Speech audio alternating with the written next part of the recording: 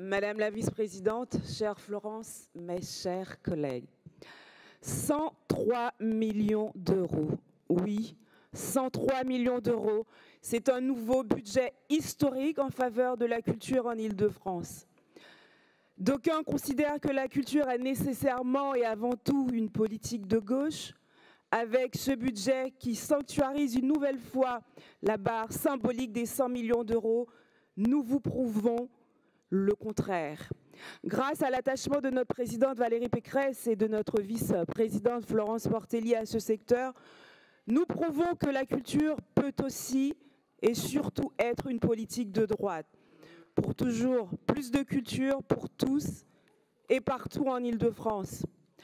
Qu'il est amusant, chers collègues, de voir d'un côté la gauche de cet hémicycle oser nous dire, oui, oser nous dire, au travers de leurs amendements, que nous n'en faisons pas assez.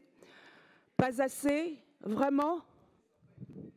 Nous parlons tout de même de 25% de plus que vous lorsque vous étiez aux commandes. Et je passe sur l'absence totale de certains dispositifs pourtant si évidents, si essentiels à l'image de l'éducation artistique et culturelle dans les lycées, pour nos lycéens.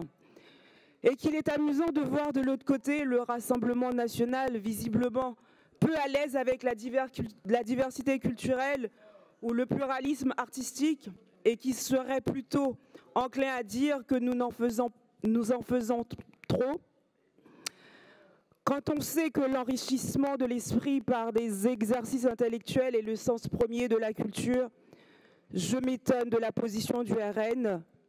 Mais il est vrai que dans votre programme, Madame Le Pen, en 2015, vous vouliez baisser les crédits destinés à la culture de 35 millions d'euros. Quelle surprenante proposition, n'est-ce pas? Pour nous, l'objectif est simple et clair, réduire les inégalités d'accès à la culture.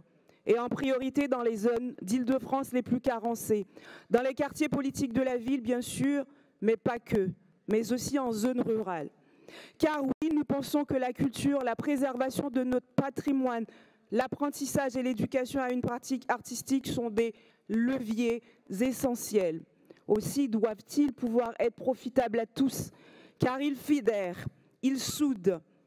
Et en ces temps ô combien troublés, la culture fait indéniablement partie des solutions pour lutter contre l'obscurantisme et les maux, MAUX, de notre société. Nous nous devons donc de continuer à la soutenir. En réalité, notre politique culturelle repose sur deux axes majeurs. D'une part, soutenir et encourager une culture vivante en faisant émerger des jeunes talents, qui me soit également permis de vous remercier encore, Madame la Présidente, pour la mise en place de Forte, ce fonds d'aide pour les jeunes talents émergents. Ces créateurs, ces jeunes nous remercient à chaque fois qu'on les croise et les structures qui les accompagnent également. Et d'autre part, préserver et valoriser notre patrimoine francilien. Tout notre patrimoine, qu'il soit matériel ou immatériel, inscrit au bâtiment historique ou non inscrit, doté ou non de notre label patrimoine d'intérêt régional, qui rencontre un grand succès. Et je ne reviens pas sur les jardins ouverts, ô combien appréciés, qui mettent en lumière notre patrimoine naturel. Peut-être certains de nos collègues devraient prendre connaissance et venir découvrir toutes nos actions. Et comprendront-ils ô combien nous sommes attachés à la défense de notre patrimoine, de notre culture, pour que vive la culture partout en Île-de-France. Ce patrimoine francilien, nous avons à cœur de le préserver et de le faire connaître. C'est pour cela que nous avons renforcé nos aides en faveur de Villarceau, comme vous l'avez rappelé, Madame la vice-présidente, dans le Val d'Oise, sans oublier le maintien des crédits en faveur du contrat de plan État-région culturel pour notamment accompagner la restauration de la cité épiscopale de Meaux et la restauration de l'église Notre-Dame de Magny-en-Vexin dans le 95. Promouvoir la culture dans les zones les plus dépourvues, qu'elles soient urbaines ou rurales, favorise, si besoin était, de le rappeler, une compréhension plus profonde du monde qui nous entoure. Cette ouverture culturelle contribue à encourager la tolérance, le respect, le dialogue interculturel et la diversité des perspectives. À quelques mois des Jeux olympiques et paralympiques, nous devons plus que jamais être exemplaires, car notre région va devenir en l'espace de quelques semaines une véritable vitrine ouverte au monde. L'occasion pour des millions de visiteurs de profiter au-delà du sport, cher Patrick Carab, du formidable patrimoine culturel de l'Île-de-France.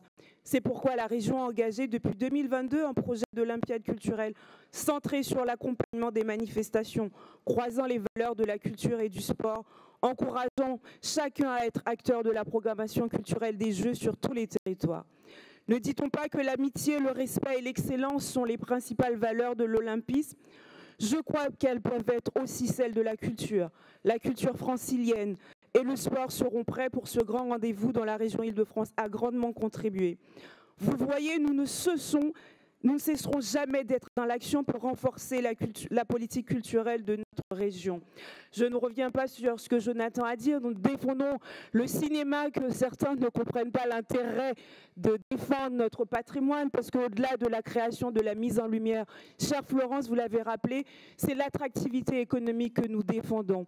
Pour finir, je voudrais remercier tous mes collègues élus très engagés auprès des différents organismes associés, la PAC avec Alexandra Spinner et tous les collègues qui siègent avec moi pour défendre le cinéma avec de nombreux scénarii. Nous y passons du temps et en général, ce sont des échanges fructueux entre professionnels et peu importe le bord pour que vive la culture en Île-de-France. Et je ne voudrais pas terminer sans remercier les services de la direction de la culture, chère Véronique, cher François, chère Stéphanie, pour tout le travail qui est fait, pour une implication sans faille à nos côtés, pour que vive la culture en Île-de-France, et très fière de vous inviter à voter ce budget.